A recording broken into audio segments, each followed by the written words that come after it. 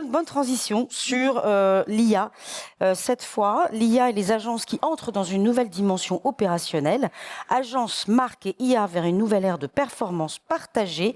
C'est le thème de cette table ronde animée par Arnaud Ambit, CTO d'Alliance Digitale, et ses invités sont, je les nomme, Arnaud Loga, président de Performix, Nathalie Bageux, Chief Digital Officer chez Havas Media, Mathieu Krug, directeur général de Brandsonic, Jérôme Amouyal, Global Media and Marketing Effectiveness Director chez AXA Group, et Claire Michel, Global Agency Director chez Microsoft Advertising. Bonjour.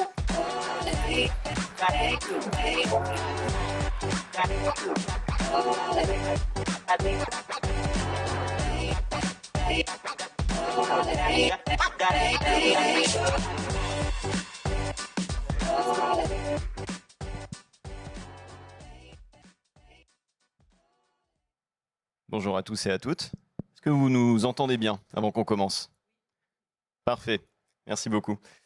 Alors, nous allons donc parler performance aujourd'hui et application IA au monde de l'agence, au monde des annonceurs et plus généralement au métier du marketing digital. Peut-être avant d'aller en détail sur le sujet, j'aimerais faire un rappel important. On ne va pas parler de n'importe quelle IA, aujourd'hui on va parler IA générative. Au travers de nos métiers, on a eu l'occasion d'être exposé à l'IA depuis déjà très longtemps, sous forme de machine learning et puis de deep learning. Ce sont des technos qui ont été intégrés dans les plateformes d'achat, les DSP bien sûr. On les a aussi utilisés pour faire de la mesure, de l'analyse d'audience et plein d'autres choses. Et puis maintenant, depuis 3 ans maintenant à peu près, on entend parler d'IA générative. Donc littéralement un saut d'innovation très significatif. Ce sont des IA qui sont capables de comprendre des contenus divers et variés très complexes et avec lesquels on peut interagir comme si on était face à un humain, littéralement. Tout ça, ça a commencé bien évidemment avec les chats, ChatGPT pour ne pas le nommer, mais progressivement, ça évolue et ça évolue en fait très rapidement parce que ce qui était au départ un chat est devenu un système d'analyse et de raisonnement très complexe, puis ensuite un système qui permet de produire des médias, des images, des vidéos dont le réalisme est absolument saisissant. Et puis, outre les capacités de ces IA génératives, on parle aussi de la manière dont elles se déploient aujourd'hui dans les organisations. Ce qui était au début un chat devient progressivement une plateforme IA dédiée à certains pans de nos métiers. Puis on parle aussi d'agents, donc des systèmes complètement autonomes, capables de raisonner et de s'adapter pour soutenir nos tâches au quotidien. Et donc, dans cette perspective, on va justement regarder un petit peu quel genre de performance cela peut nous offrir aujourd'hui dans nos métiers. Alors, pour commencer, on va d'abord parler promesse. L'idée, en discutant de la promesse, avec toi, Claire, qu'est-ce que tu vois aujourd'hui dans la promesse de la Generative AI? On parle de gains de productivité, d'amélioration opérationnelle, de déploiement des compétences à grande échelle les plus complexes dans les organisations. Quelles sont les promesses que tu vois aujourd'hui et dont tu parles avec les différentes entreprises qui veulent intégrer ça? Alors déjà, je pense que c'est des promesses et des réalités en face. Il y a un mot que j'aimais beaucoup en fait dans la façon dont tu as énoncé la question, c'est valeur partagée. Nous, c'est par là qu'on a démarré. Parce qu'effectivement, en tant que Microsoft, il fallait bien être client zéro à un moment donné. Et donc, partager en fait les usages, les besoins et justement les promesses dont il fallait se saisir. Près de 1600 salariés en France. Donc, on a démarré par être le client zéro, par se former nous-mêmes, par embrasser en fait cette innovation pour ensuite l'apporter à nos clients. J'en veux pour preuve les gens qui sont notamment à ma gauche, avec qui je travaille quotidiennement. Auprès de qui il fallait aussi pouvoir aller discuter des zones de friction, des cailloux qui sont dans la chaussure, des besoins réels et responsables sur lesquels l'IA allait apporter une vraie transformation. Et là aussi, engager en fait une transformation partagée auprès des équipes. Donc ça passe par de la formation. Et le dernier point, on l'a fait au niveau national. Il y a un bilan, on va dire livre blanc en fait de Microsoft France qui est sorti il y a peu. Où on peut voir en fait qu'on a un objectif pour 2027 qui est de former quand même 1 million de Français à l'IA. On en a déjà formé au bout de 18 mois 250 000, 700 000 sont en cours de se former.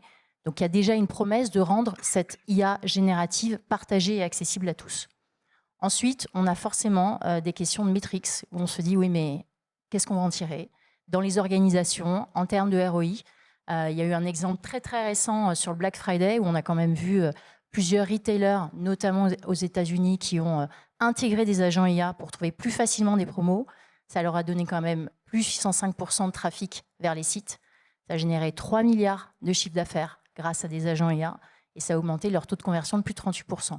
Donc, il faut faire attention en fonction de la façon dont la maturité est intégrée sur chacune des entreprises, où on en est, à quel stade, puisqu'effectivement, les métriques ne vont pas être les mêmes. On ne va pas obtenir un ROI tout de suite, mais il faut démarrer par se poser les bonnes questions, des promesses qui répondent à des zones de friction, et surtout de le faire embrasser l'IA générative par le plus grand nombre. Merci beaucoup. Alors justement, on parle de maturité. Si la promesse est le côté pile de la pièce, il y a aussi la réalité qui est le côté face. Et pour ça, Mathieu, j'aimerais justement en discuter avec toi. Qu'est-ce que tu vois aujourd'hui comme problématique d'intégration de l'IA, notamment dans la chaîne de production? Les innovations sont telles tous les 6 mois qu'on peut se poser la question de savoir quand est-ce que c'est le meilleur moment d'investir. Le système que je vais développer à un instant T sera peut-être sans valeur 6 mois plus tard. Quel est le challenge aujourd'hui? Quelle est la réalité de terrain pour intégrer tout ça? Alors la réflexion, c'est un peu la même de quand est-ce qu'il faut acheter un téléphone portable? Est-ce qu'il faut acheter celui qui sort maintenant ou peut-être que celui de l'année prochaine sera mieux? C'est exactement la même chose. On pourra se dire, et ça a été le cas pendant les 3 dernières années, oui, mais c'est pas complètement au niveau, oui, mais là, regardez, il y a une erreur, du coup, c'est pas complètement mature. En fait, le sujet n'est pas là. Le sujet, c'est qu'il y a des ruptures technologiques, notamment dans les modèles IA, qui est à peu près de l'ordre tous les 7 mois. Et donc, tous les 7 mois, les capacités doublent. Donc, le sujet, c'est pas d'attendre que la prochaine disruption arrive.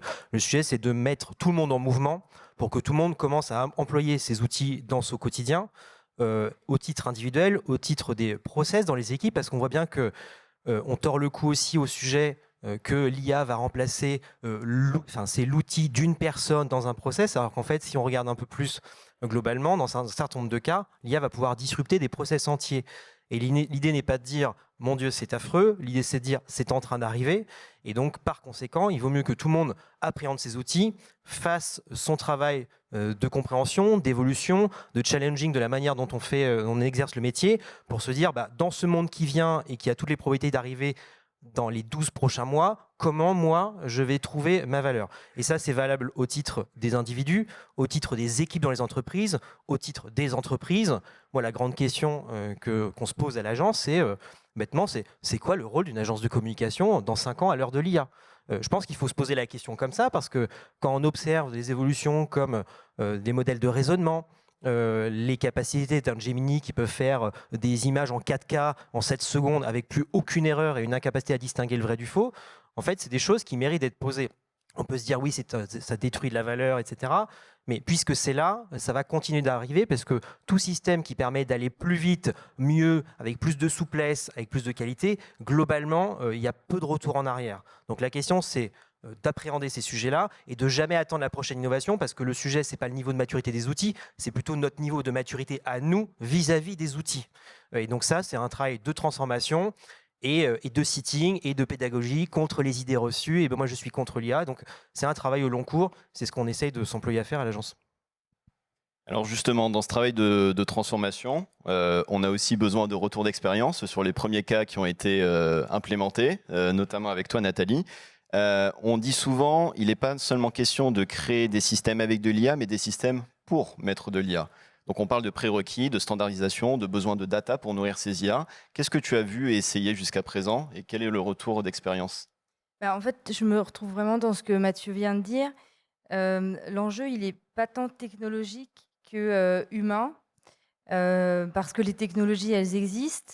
L'objectif, c'est de construire un écosystème qui communique, créer une boucle vertueuse de l'insight à la mesure, qui elle-même va revenir vers l'insight et créer vraiment un modèle opératoire sans couture, de mailler les outils, de construire une infrastructure end-to-end.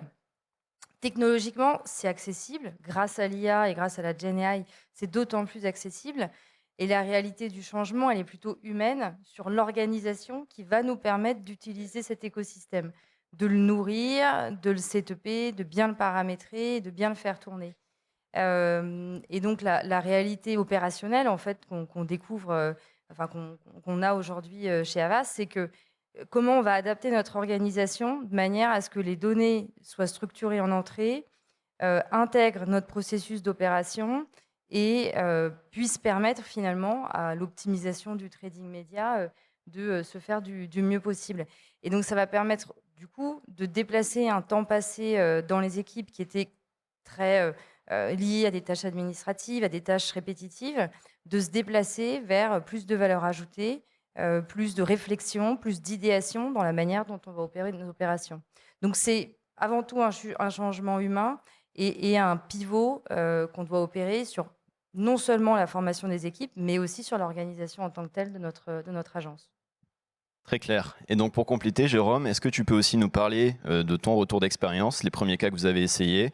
Nathalie mentionnait justement le fait de déporter les tâches administratives vers des tâches à plus forte valeur ajoutée. Quels sont les premiers bénéfices que tu as pu voir, ou en tout cas les prémices, si ça n'a pas encore complètement marché? Où est-ce que vous en êtes? Alors,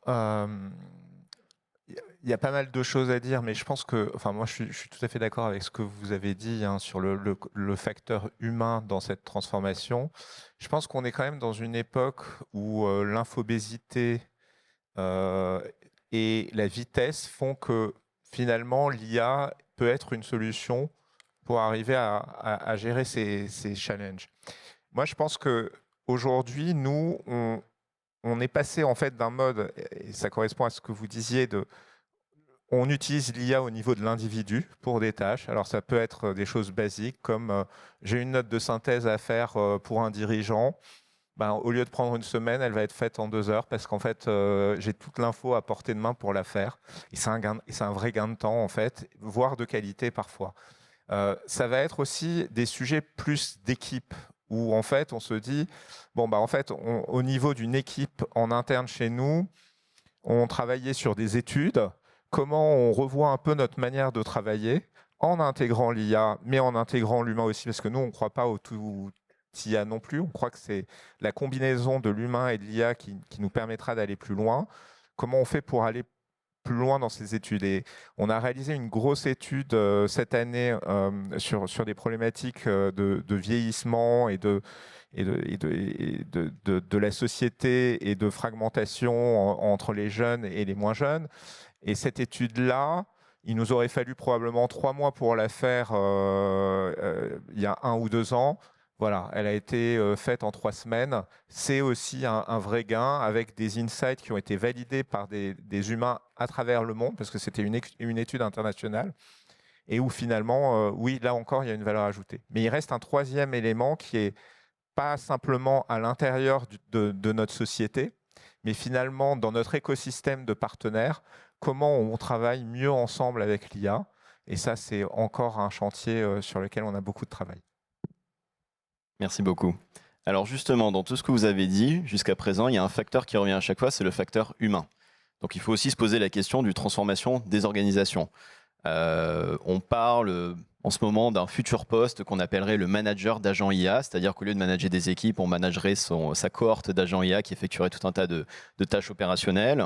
Certains prédisent aussi le changement des modèles organisationnels, une structure pyramidale qui va progressivement s'aplatir, et plein d'autres choses encore.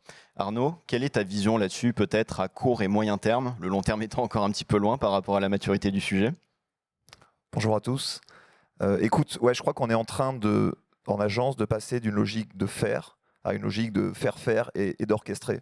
En fait, on devient et on va progressivement devenir, et on se prépare pour ça, à être des orchestrateurs et des architectes de systèmes médias, créa et data inévitablement. Et donc, quand tu parles d'organisation pyramidale, qu'on connaît plutôt bien, c'est un peu schématique bien sûr, mais les juniors, les seniors, les managers, la direction, c'est schématique, mais c'est quand même très réel en agence encore. Bah oui, évidemment, l'IA commoditise l'exécution, et donc, effectivement, l'organisation s'aplatit et va s'aplatir progressivement parce que le junior bah voilà, va faire des tâches plus facilement de seniors. Les managers, finalement, vont désormais être des managers d'hommes, mais également de flottes d'agents IA. Et donc, voilà, on doit clairement orchestrer ça avec des process qui doivent être le plus homogènes possible, sinon ça ne fonctionnera pas. Tant qu'on aura des process encore hétérogènes, l'IA aura du mal à commoditiser, oh, c'est dur à dire, pardon, commoditiser tout ça. Bon, voilà, je l'avais dit bien la première fois, pas la deuxième. Donc voilà, et c'est pour ça, je reviens là-dessus, on attend de nous et on se prépare pour être vraiment ces architectes de système IA. Et en fait, il y a 2 impacts là-dessus. Le premier, c'est le modèle de rémunération, parce qu'il faut en parler évidemment. On parlait tout à l'heure de valeur partagée. Bah oui, évidemment, je pense qu'à court, moyen terme, et c'est déjà un petit peu le cas, on va de moins en moins vendre de temps homme, voilà, de jour homme. On va vendre de la valeur créée finalement. C'est ce qu'on fait, on met déjà notre rémunération incentivée sur du business, et pour ça il ne faut pas gérer juste un levier média, il faut gérer idéalement l'ensemble des actions marketing. Donc vraiment il y a cet impact sur la valeur partagée, et puis et évidemment pour parler des annonceurs, il ne faut pas faire d'IA washing, enfin vraiment on doit vraiment venir apporter de la transparence sur la valeur créée, sur la mesure évidemment, et puis être un copilote stratégique auprès des annonceurs. Et ben justement, dans cette transition, effectivement, évitons l'IA washing, évitons la course à l'IA à tout prix, vis-à-vis des clients, bien sûr, vis-à-vis de la valeur qu'on souhaite produire et de comment on offre la transition, mais aussi vis-à-vis du changement organisationnel, justement. Donc Claire, moi, ce que j'aimerais savoir, c'est comment tu vois cette transition d'un point de vue humain, l'accompagnement sur le changement des métiers, un métier où il fallait être expert d'une plateforme à une époque, connaître tous les setups du DSP par cœur, et puis aujourd'hui, savoir mélanger ça avec de l'IA, accompagner dans le changement, alors qu'on a créé des bases techniques très fortes sur une certaine ligne de métier. Comment tu vois ça dans le futur, justement, ou comment tu le vois déjà aujourd'hui? Alors aujourd'hui, on a encore des zones de friction, mais on va quand même commencer un petit cocorico, puisque la France, elle est 5e au rang mondial en fait, des usages de l'IA, puisqu'il y a plus de 41% de la population active qui utilise l'IA aujourd'hui. Donc oui, c'est vrai qu'on est en pleine adoption, évolution. On a un sujet où on a besoin d'aller ranger sa chambre sur les données, où on a besoin de monter à l'échelle sur la formation des équipes. Et puis, on a aussi quand même, il faut se le dire, un besoin d'aligner les gouvernances entre les questions d'IT, les questions métiers, les questions de COMEX. Donc, il faut savoir effectivement se dire, ça y est, on est dans l'adoption. Aujourd'hui, l'IA, c'est un outil. À 2 ans maximum, c'est une compétence et avec des vrais premiers métriques de ROI. À 3-5 ans, c'est une transformation culturelle durable où l'IA est complètement indissociable de la transformation de nos métiers, comme le disait Arnaud, et où effectivement, on ne pourra plus dissocier en fait l'IA justement des métriques autour du ROI, mais aussi du changement culturel très profond au niveau des équipes. Très clair, merci beaucoup. Alors justement, on a parlé transformation des équipes, on a parlé transformation des business models, création d'une nouvelle forme de valeur, d'une nouvelle forme de performance. Et pour en parler de manière plus concrète, j'aimerais qu'on aborde l'univers de la production des assets créatifs, un cas très concret qui parle à tout le monde. Alors aujourd'hui, une des grandes promesses dont on parle concernant la production des assets créatifs, c'est l'hyper-personnalisation des créas. Comment est-ce que je peux produire plus à moindre coût, de manière à générer de plus en plus de tests et pour trouver la créa gagnante et être la plus performante possible à un moment donné. Avant d'aller peut-être sur le cas business, Mathieu, est-ce qu'on peut discuter justement de l'aspect technique, la chaîne de production, encore une fois, ce qu'on pourrait appeler la créatech? Comment tu vois ça fonctionner aujourd'hui? Alors pour prendre l'exemple de l'agence, parce que du coup je vais plutôt parler de ce que je connais, ce qu'on a fait, c'est qu'au départ, faut se le dire, on a forcé les gens à expérimenter. Parce qu'au début, les outils faisaient perdre du temps. C'est-à-dire qu'on fait des trucs et en fait, on est plus rapide sur les process d'avant. Donc, pour forcer le travail, il faut quand même, au-delà de quelques personnes qui sont hyper intéressées intellectuellement, mais c'est souvent une minorité dans une structure, il va falloir forcer les gens à passer. Donc, ça veut dire faire beaucoup de pédagogie et donner les moyens et financiers et en temps que les gens puissent faire quasiment 2 fois le travail, une fois avec la manière traditionnelle et une fois avec de l'IA pour comparer. Et ça, c'est valable sur tous les sujets. Ce qu'on explore en ce moment, parce qu'évidemment sur la créativité, parce que ça se voit, c'est assez flagrant, c'est à tous les niveaux. Ça va être sur les modèles de raisonnement, qui permet par rapport à une problématique très initiale d'une idée, de pouvoir quasiment avancer tout seul sur la challenger, voir les plus, voir les moins, proposer des idées, etc. Si vous avez testé les modèles de raisonnement, ils étaient très bien, mais il y a une vraie bascule avec notamment les derniers modèles de Google depuis environ 10 jours, où vraiment, même les créas chez moi se disent, en fait, l'IA, elle est presque parfois plus radicale que l'humain derrière, ce qui toujours fait un petit vide existentiel quand vous êtes de l'autre côté, et ce qui va forcer, je crois aussi, à être meilleur là-dessus. Sur la partie créative, bien sûr, les modèles images, ils ont accéléré très fortement, et là, dans les scénarios qu'on prend, c'est tous les scénarios qu'on a à l'agence, on essaye de se dire, ok, ce scénario-là, comment je le descends à l'ère de l'IA? Et là, on est sur des scénarios de type où on avait des shootings, de food, multi-produits, etc. Et on dit, on ne va pas juste accélérer, on va prendre l'intégralité de la chaîne de valeur et on va essayer de tout remplacer d'un coup avec un bloc IA. Des fois, ça marche pas, puis des fois, ça marche. Et à un moment, vous vous rendez compte que en fait, ce qui vous prenait parfois 3 jours, vous l'avez remplacé avec un workflow qui est bien exécuté et une personne derrière, et vous avez remplacé 3 jours de travail en, je force le trait à peine, une demi-heure de travail exécuté. Donc là, vous êtes sur des coefficients qui sont relativement massifs, et c'est là que la question de la création de valeur, elle est où? Est-ce qu'elle est dans le fait d'avoir eu l'idée? Est-ce qu'elle est dans le fait que maintenant, avant, ce qui coûtait 10 000 euros coûte 300 euros? Est-ce que ça se juge que comme ça? Est-ce qu'il faut juger le fait que avant, c'était du temps homme, donc il faut récompenser ce travail avec de l'ordinaire? En vrai, je ne sais pas, mais le temps nous dira. Mais en tout cas, il faut expérimenter pour se rendre compte un peu de ce vide-là. Et là, on travaille beaucoup sur les sujets vidéo qui suivent légitimement la partie visuelle, avec des explorations, notamment avec Sora 2. Alors tout le monde voit à peu près les dingueries qui sortent, mais en fait, dans un niveau professionnel, on peut faire des trucs intelligents avec Sora 2. Et là, il y a toute l'exploration. Alors, il n'y a pas que Brainsonic, il y a plein d'autres agences qui le font, mais sur les spots de pub, sur les ads IA. Sur des shootings dans le e-commerce où les animations des fiches produits sont faites en vidéo. Donc en fait, tout ça accélère très fortement. Alors bien sûr, ça fait un peu de destruction créative parce qu'on vous dit il n'y a plus les gens qui étaient dans le shooting avant, mais dans les faits, vous avez quand même des gens avant, vous avez des gens après. Donc pour moi, c'est plutôt une transformation et une sorte de nouvelle norme qui est en train de se créer. Et donc la notion de créativité, elle est à chercher aussi dans les process. Ce qu'on voit émerger chez nous, c'est plutôt des profils créatech où vous aviez des gens qui étaient pas du tout techniques, pas du tout geeks, mais qui ont pris ce sujet-là il y a maintenant 2-3 ans et qui commencent à se dire quand je fais quelque chose, je crée mes assistants, comment je structure. Donc vous avez une montée en puissance de finalement cette logique un peu d'ingénieur dans la créativité et qui sont certainement des nouvelles compétences qu'on va voir émerger demain et qui seront aussi nourries par quand les écoles vont former des gens à ce nouveau besoin parce que c'est aussi un rôle d'orchestrateur quelque part, même si on parle de créativité. Alors justement, avec ces ingénieurs créatifs et ce rôle d'orchestration, on en revient aussi aux enjeux business et opérationnels. Arnaud, on a souvent parlé du dilemme coût, qualité, quantité, avec derrière, bien évidemment, les thématiques habituelles à résoudre, la fatigue publicitaire parmi tant d'autres et les enjeux de performance, mais également aussi tout le travail d'adaptabilité pour que la créa coûte moins et soit plus performante. Aujourd'hui, comment tu vois justement évoluer la proposition de valeur là-dessus et comment vois-tu justement le business model aussi grandir autour de ça? Je vois que tu m'as piqué mon dilemme, mais effectivement, je voulais dire ça. C'est que le dilemme coût, qualité, quantité, Ce n'est pas de moi. Il était en train d'être. Bon, c'est pas de moi non plus. On pique tous tout à quelqu'un. Il est en train d'être résolu. En tout cas, l'IA va permettre de résoudre ce dilemme-là, qui est évidemment l'un des gros enjeux. Alors bien sûr, la technologie fait pas tout. La mise à l'échelle, elle est encore assez complexe. Mais effectivement, cette personnalisation, archi-personnalisation, en tout cas, être capable de partir d'un master et de créer des variations, parfois des milliers ou des dizaines de milliers de variations en fonction de signaux, data, je ne vais pas rentrer dans ce détail-là, mais en tout cas qui peuvent venir adapter la créa. Ouais, ça vient lutter effectivement contre la fatigue publicitaire. Donc déjà, ça a cet atout-là, avec des time to market vraiment divisés fortement par 3, par 4, par 5, et des coûts de production qui sont également aussi divisés parfois par 2, par 3. Donc ça, c'est quand même assez intéressant. Et ensuite, on se sert aussi de cette IA pour l'analyse de la créa.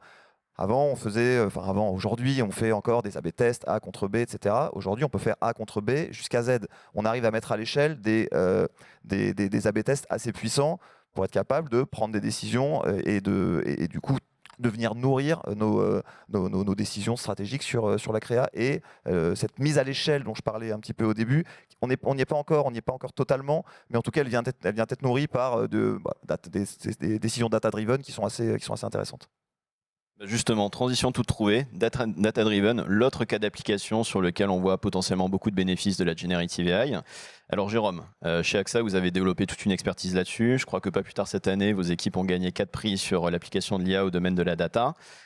Quelle est la place de la Generative AI dans le monde de la data analyse? Parce qu'on a parlé machine learning au début. Est-ce que c'est complémentaire? Est-ce que ça adresse un pan du travail qui n'était pas touché jusqu'à présent? Harmoniser les datasets, les standardiser, remplir les gaps, ce genre de choses. Comment tu vois les choses sur ce cas en particulier? Moi, je vois ça comme un assistant potentiellement de très haut niveau. Nous, on a développé une solution en interne qu'on a appelée MyAIBrain. Et au départ, on a fait des analyses concurrentielles. Alors, MyAIBrain, ça s'appuie sur SecureGPT, qui a été développé avec l'aide de Microsoft, d'ailleurs. Mais on est allé un peu plus loin dans le sens où on a essayé de créer une plateforme d'aide pour nos collaborateurs, en fait, pour pour leur travail de tous les jours. Et les premiers use cases, c'était analyse concurrentielle, études clients. Et on s'est aperçu qu'effectivement, on arrivait à voir des signaux faibles dans les patterns qu'on ne voyait pas avant. On s'est aperçu qu'on était capable d'éviter aussi les hallucinations. Alors via beaucoup de travail pour éviter les hallucinations, mais en fait, on n'a plus d'hallucinations sur ce type d'études. Et effectivement, on a gagné vraiment beaucoup de temps là-dessus. Mais surtout, en fait, on a rendu des choses accessibles. En fait, parfois, quand on court, on n'a pas le temps de faire une étude, en fait, pour asseoir un résultat. On a besoin on prend une décision très vite en se disant, bon, on va aller par là, mais l'étude, ça va prendre 3 mois, on la fait plus. Et là, on a changé ça en se mettant dans une logique où finalement, on peut aller poser les questions, on peut aller faire l'étude et on peut avoir les insights qui permettent de prendre une meilleure décision a posteriori. Donc en fait, effectivement, nous, ça a eu beaucoup d'impact chez nous, et c'est pour ça d'ailleurs que, en fait, on a quand même pratiquement 30% des gens du siège d'AXA aujourd'hui qui vont utiliser ce type de solution, quelle que soit effectivement leur famille professionnelle. Bien justement, en parlant de famille professionnelle, je pense qu'un autre enjeu, c'est aussi justement de démocratiser l'accès à cette data pour toutes les équipes. Tout le monde n'a pas accès directement aux datasets, ni la compétence pour les manipuler, et avoir justement accès à cette information qui permet la prise de décision, la mesure et tout ce que tu as décrit jusqu'à présent. Nathalie, comment tu vois ça justement? On parlait prérequis de déploiement, mais on parle aussi justement capacité à déployer de manière horizontale des compétences qui étaient inaccessibles jusqu'à présent pour certaines équipes. Oui, complètement. En fait, ça revient sur cette idée de tâches administratives ou répétitives qui maintenant sont rendues plus simples et plus accessibles à tout à chacun, même à quelqu'un qui n'a pas la formation de data analyse, de connexion, de code, qui jadis était encore nécessaire pour avoir une BI qui nourrit des insights, qui nourrit une réflexion. Et on se rend compte qu'aujourd'hui, en fait, le métier de data analyst va se déplacer de plus en plus vers un métier de data engineer, et qui va plutôt que construire des dashboards, construire des reporting, va plutôt se concentrer sur la manière dont les modèles vont les nourrir. Et en fait, ce qui est intéressant dans le GenAI, quand il s'agit du champ de l'analyse, c'est qu'on passe vraiment de l'ère du quanti, historique avec le machine learning, à l'ère du quali. Là où le machine learning, historiquement, il nous permettait en fait de nourrir des algorithmes et de les piloter vraiment sur une base mathématique, de la prédiction statistique, le GenAI, il va nous permettre d'analyser une globalité d'informations qui était tout à fait indigeste jusqu'à présent et d'en sortir des insights,